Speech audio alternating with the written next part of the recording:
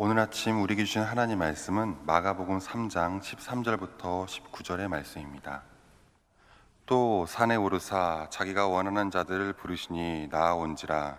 이에 12를 세우셨으니 이는 자기와 함께 있게 하시고 또 보내사 전도도 하며 귀신을 내쫓는 권능도 가지게 하려 하심이러라.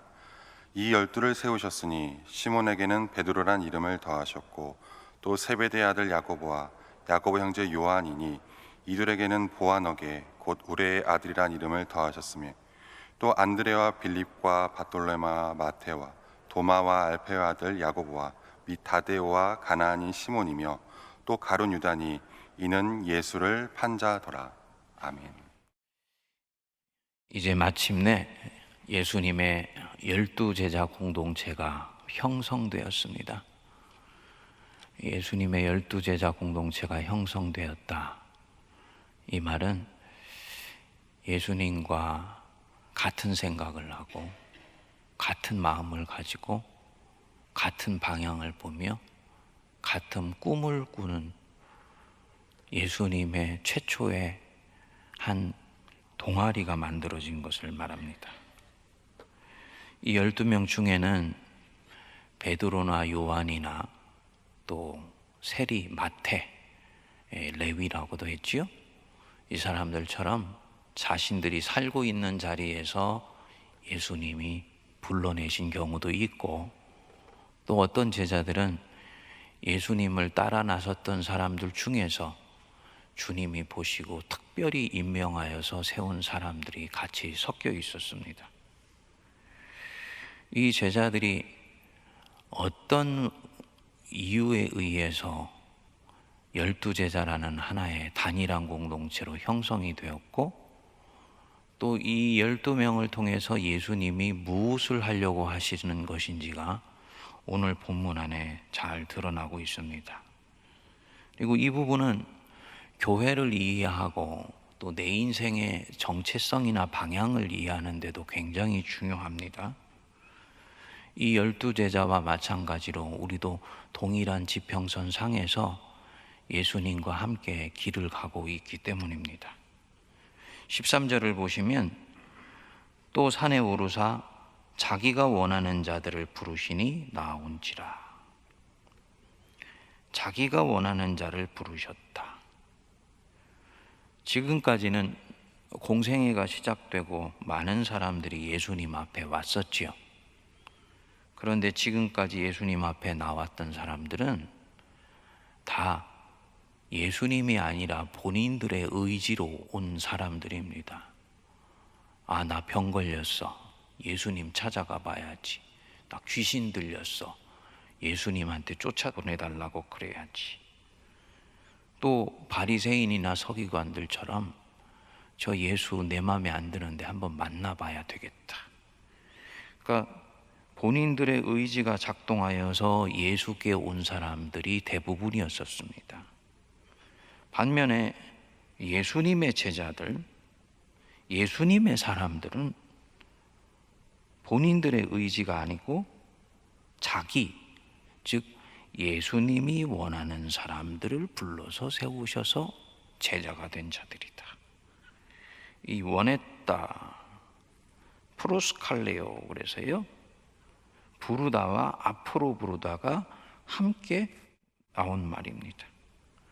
수없이 많은 사람들 중에서 주님이 보시고 원해서 앞으로 불러낸 사람들이 제자들입니다. 왜 그 많은 사람들 중에서 이들 한 사람 한 사람을 불러내시고 그 12명을 모았는지는 모릅니다. 이들 안에 무엇을 보시고 부르셨는지도 모릅니다. 이 12명의 구성 성분을 보면 전혀 어떤 특정한 공통 분모를 찾아낼 수가 없습니다. 한 사람씩 한 사람씩 16절부터 19절까지 뜯어보시면요, 베드로 벳세다의 어부 출신이죠. 안드레의 형제입니다. 이미 결혼해서 가정이 있어요. 학문은 없는 평범한 사람이었습니다. 그리고 대단히 다혈질이었습니다. 야고보와 요한, 보아너게 우레의 아들이라 라는 이름이 붙을 정도로 과격하고 또 열정적이었죠. 원래 집이 갈릴리였는데요, 예루살렘에도 집을 가지고 있는 대단히 부유한 집안 출신입니다. 사회적으로 유력했던 가문이었던 것 같습니다. 안드레, 베드로의 형제죠. 세례 요한의 제자였습니다. 예수님 만나서 세례 요한이 저분 따라가라고 안내해 준 자예요.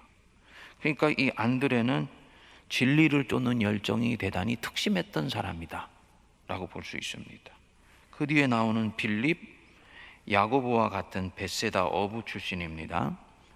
헬라 문화에 굉장히 관심이 많아서요, 나중에 이 헬라 지역에 복음을 전하는데 큰 일을 감당을 합니다. 빌립 집사와는 좀 다릅니다. 하나님을 보여달라고 예수님에게 요구합니다. 아주 합리적이고 이성적이고 과학적이며 객관적인 것을 통해서 진리를 접근하려고 하는 사람이었습니다. 바돌로메에 대해서는 특별하게 문헌에 나와 있지를 않고요, 마태, 세리죠, 레위라고 불러지는 자, 친로마주의자입니다.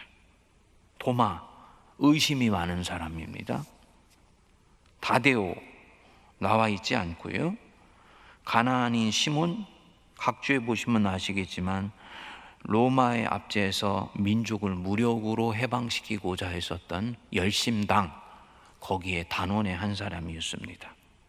가룟 유다, 아주 똑똑해서 예수님이 12제자의 회계 관리를 맡겼습니다. 그리고 타지역 출신이었습니다. 직업도 동일한 것이 아니고 기질도 다양하고 출신 배경도 하나도 같은 부분이 없습니다. 공통적인 것은 딱 하나, 예수가 원해서 제자가 된 사람들, 자기가 원하는 자들을 부르시리 나오셨다. 요한복음 15장 16절 말씀 생각나시죠? 너희가 나를 택한 것이 아니요 내가 너희를 택하여 세웠다. 성도님들, 우리가 주님 택한 것이 아니고 주님이 나를 택해서 지금 이 자리에 앉아있게 하셨다. 아멘이 되십니까? 신앙이 굉장히 좋으신 분들이세요. 청년의 때는 그러죠. 내 인생 내가 사는 것인데 내가 주체적으로 결단해서 주님 따르는 것이지, 예수님이 나를 택해서 지금 이 자리에 있다고? 별로 매력적이지 않게 보입니다. 그런데 제자도의 관건이 바로 여기에 있어요. 내가 택한 것이 아니고 예수님이 나를 택하셔서 나로 하여금 그분을 따르게 하시고 있는 것이다. 예수님이 그렇게 하시는 이유를 요한복음 15장 16절 뒷부분에 말씀하십니다. 이는 너희로 가서 과실을 맺게 하고 너희 과실이 항상 있게 하여 너희가 무엇이든 내 이름으로 아버지께 구하는 것은 다 받게 하려 합니다. 무슨 얘기냐? 예수께서 이들 안에 무엇인지는 모르겠지만 당신의 제자가 되기에 합당한 것이 있다는 것을 보신 것입니다. 이들 안에 있는 어떤 기질, 재능, 강점, 가능성, 이런 거 보신 것이고요. 또 이들은 흙으로 만들어진 인간이기 때문에 약점도 있고 연약한 부분도 있고 특정한 상황에서 특정한 패턴으로 잘못 행동하는 성향도 있다는 것을 주님이 다 아세요. 그거 다 아시면서 제자로 부르셨다는 것입니다. 그래서 저 친구 약점도 있고 죄성도 있지만 내 제자가 되어 나의 일을 이어받기에 합당한 그 무엇이 있다 싶으셔서 지금 이 자리로 불러내셨다는 것입니다. 자신들은 아직 잘 모릅니다. 자신들의 강점도 모르고요. 자기 안에 있는 섀도우 사이드, 어두운 면이 얼마나 뿌리 깊고 깊은 심연 속에 자리 잡고 있는지를 잘 모를 수도 있습니다. 그렇기 때문에 내가 왜 부름 받았는지를 잘 모르지요. 하지만 시간이 지나면은 알게 됩니다. 그리고 변화가 일어나는 거예요. 자기가 원하는 자들을 부르셨다. 자랑할 것이 하나도 없다는 것을 얘기하는 거지요. 나의 나 된 것은 은혜로 된 것이다.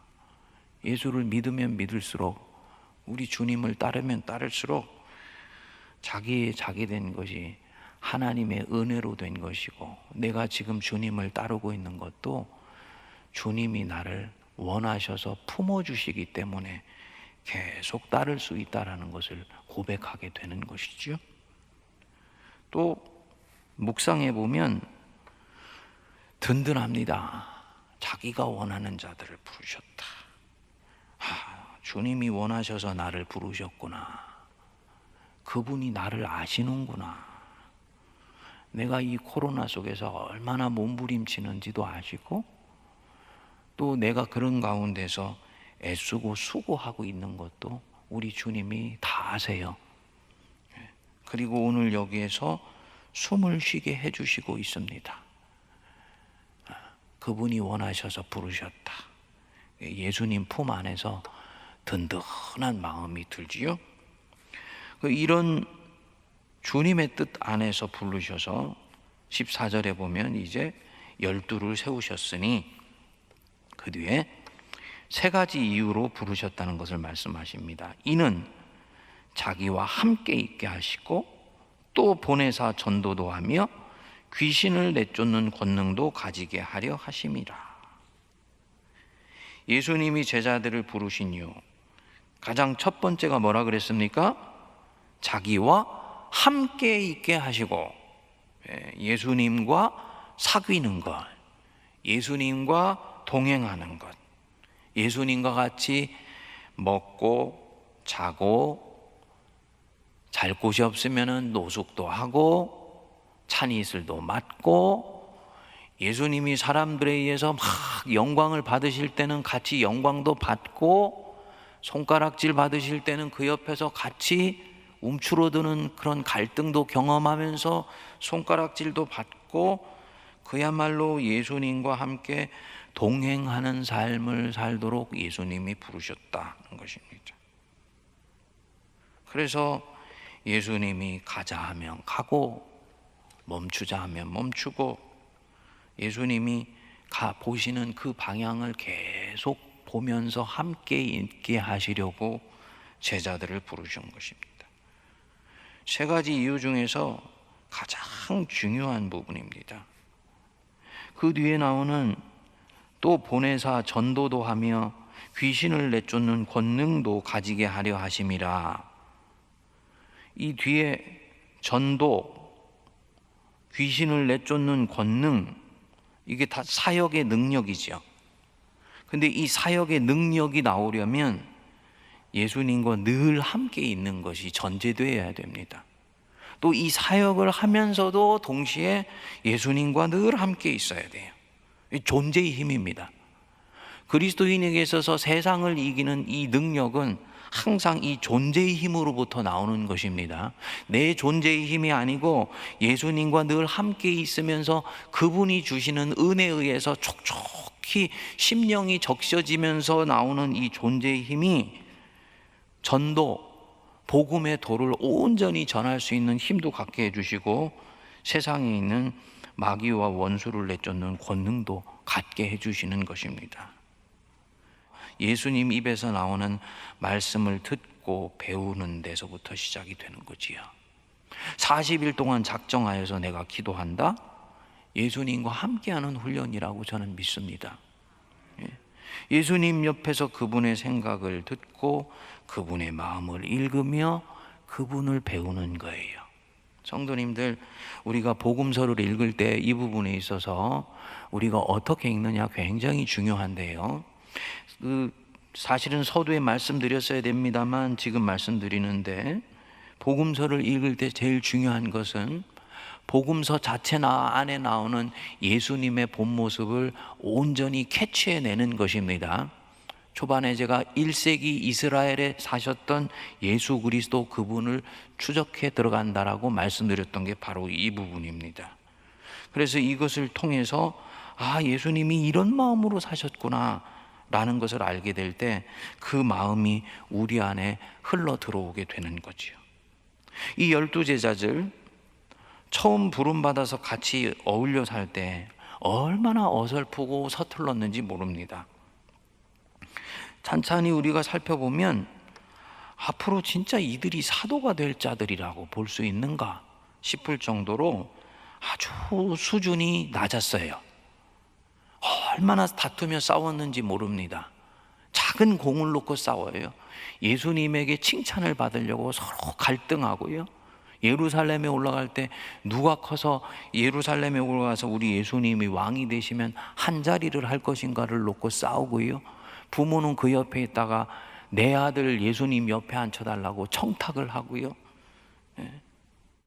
조금만 힘들면 의심하고 불신을 예수님에게 털어내고, 마태복음 16장에는 보면 심지어 수제자가 되어갈 베드로 같은 경우는 예수님을 아주 저주하여서 얘기하는 이런 일까지도 생기게 됩니다.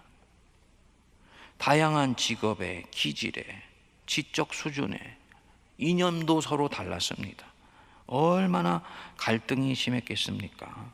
이걸 생각해 보면 사도가 되는 12명도 그렇게 다투고 싸웠는데 교회 안에서 성도 다 다르고 예수님을 직접 만나지 못하고 성령을 통해서 만나는 우리가 갈등하고 다투는 것은 당연하다, 이런 마음이 들더라고요.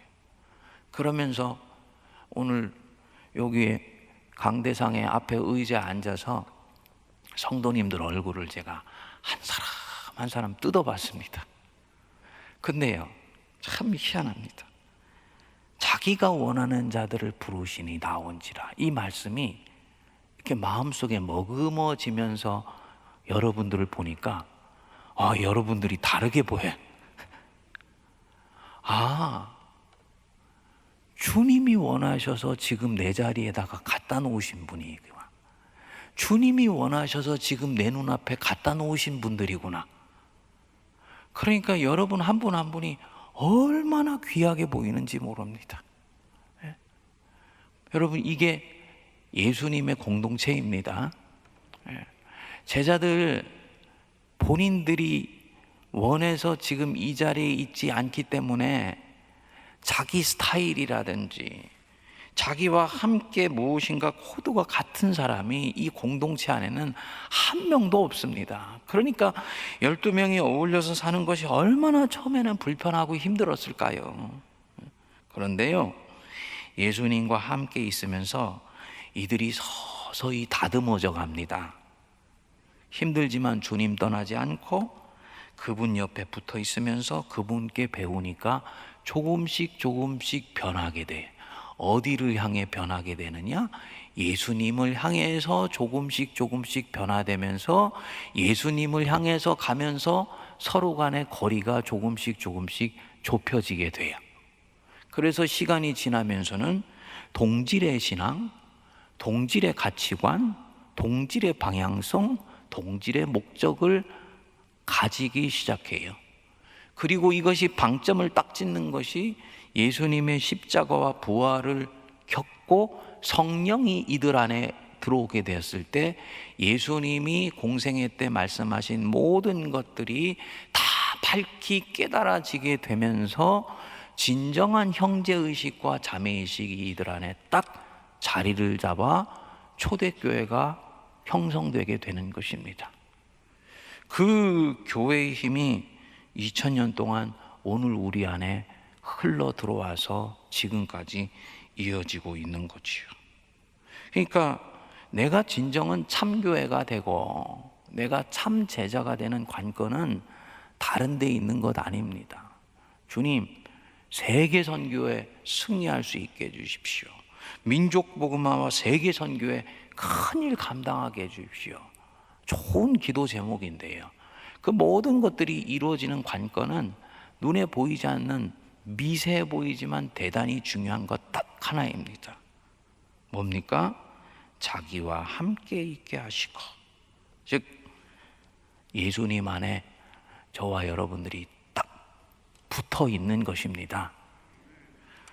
포도나무에 가지가 붙어 있으면 열매를 많이 맺듯이 예수님께 딱 붙어 있는 것입니다. 제가 아까 그 짧지만 그 영적 경험을 나눈 이유는 다른 게 아닌 거지요.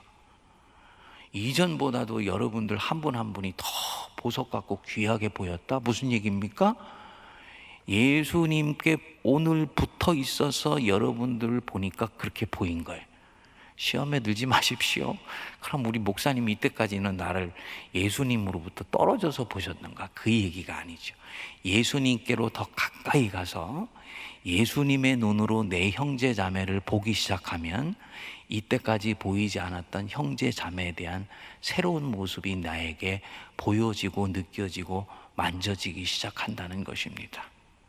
옆에 있는 분들을 한번 그렇게 보세요. 우리 집사님들 한번 싹 보시고 계시는데 옆에 있는 한번 보세요. 아, 저분 예수님께서 원하셔서 지금 내 앞에 갖다 놓은 사람들이다. 그러니까 내가 원한다고 밀쳐낼 수 있는 사람이 아니고 내 마음에 든다고 해서 인위적으로 잡아당기는 사람들이 아니라 하나님께서 내 앞에 뜻이 계셔서 다 갖다 놓은 사람들이다. 주님 안에 붙어 있으면 나도 열매를 맺고 저들도 다 하나님 안에서 열매 맺어서 함께 영광 돌리게 하시기 위해서 내 앞에 갖다 놓으셨다. 믿으시기 바랍니다.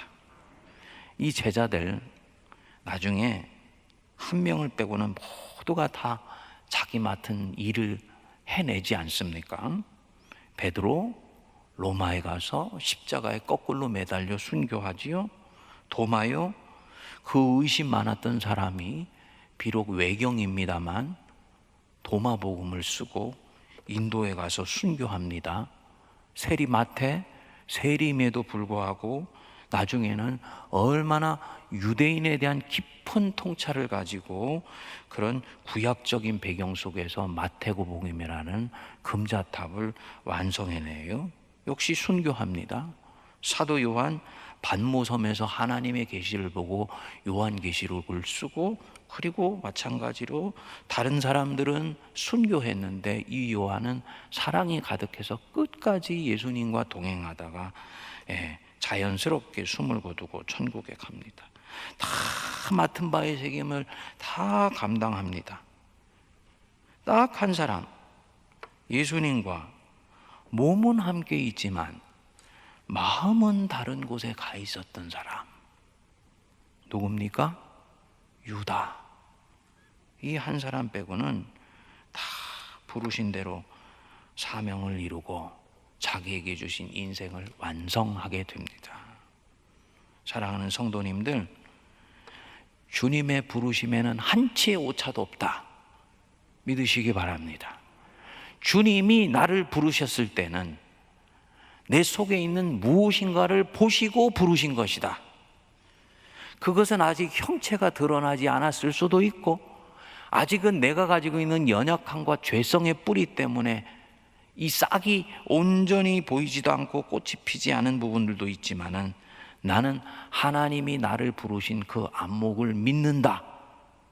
그 마음으로 자기 인생을 긍정하시고 주님 옆에 견고하게 붙어 있으시기 바랍니다.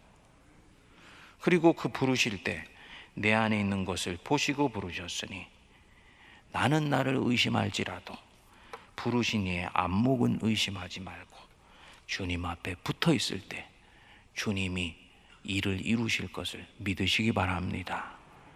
바로 그 아름다운 공동체를 이루시기 위해서 우리를 교회로 부르시고 세문안이라는 아름다운 공동체를 주신 줄 믿습니다. 함께 기도하겠습니다. 주님 은혜를 감사합니다. 주님께서 원하시는 자들을 부르셔서 제자들로 삼아주시고 주님과 함께 먹고 마시며 자며 인생길을 동행하게 하여 주셔서 감사드립니다. 주님의 뜻을 이루시려고 부르셨고 또 그 뜻을 이루기에 합당한 우리 안에 무언가를 보시고 불러주셨으니 주님의 안목을 신뢰하게 하여 주시고, 주님이 우리 안에 넣어주셨던 그 잠재력과 가능성을 우리도 또한 보게 하여 주시며 눈뜨게 하여 주사, 주님이 주신 이 놀라운 달란트를 온전히 꽃피우며 사용할 수 있도록 은혜를 베풀어 주시옵소서. 힘들고 어려운 인생길 가는 동안에 내가 나 자신을 보며 때로는 절망하고 좌절합니다. 스스로의 인생에 대해서 의심합니다. 하나님은 수용해 주셨는데 스스로를 바라보며 끊임없이 좌절하는 연약한 인생들입니다. 불쌍히 여겨 주셔서 오늘도 찾아와 주시고, 내가 너를 지명하여 불렀는데 무엇 때문에 흔들리며 무엇 때문에 의심하며 무엇 때문에 좌절하냐? 우리 주님의 음성을 듣게 하여 주시고, 그것 때문에 오늘도 주님 옆에 바짝부터 우리 예수님과 동행하게 하여 주옵소서. 그래서 주님이 부르신 그 목적을 온전히 이루어드리게 하여 주시고, 12명의 제자들 다 부르셔서 한 사람 한 사람 보석 같은 인생을 마침내 살며 마침내 그 인생을 완성하게 하여 주셨듯이, 우리들도 사도들과 동일한 반열에 서서 하나님이 세우신 뜻을 온전히 이루어드리는 복된 인생 살 수 있도록 역사하여 주옵소서. 지금은 우리 주 예수 그리스도의 크신 은혜와 하나님 아버지의 무한하신 사랑하심과 성령님의 위로교통 감동 감화 역사하심이 새벽에 일찍 주님 앞에 나와 주 앞에 머물러 있음으로 하루를 시작하는 모든 복된 인생들 머리 위에 피로 값주고 사신 우리 세문안 교회와 한국교회와 이 나라 이 민족과 온 열방 위에 이제로부터 영원토록 함께하옵시기를 간절히 축원하옵나이다. 아멘.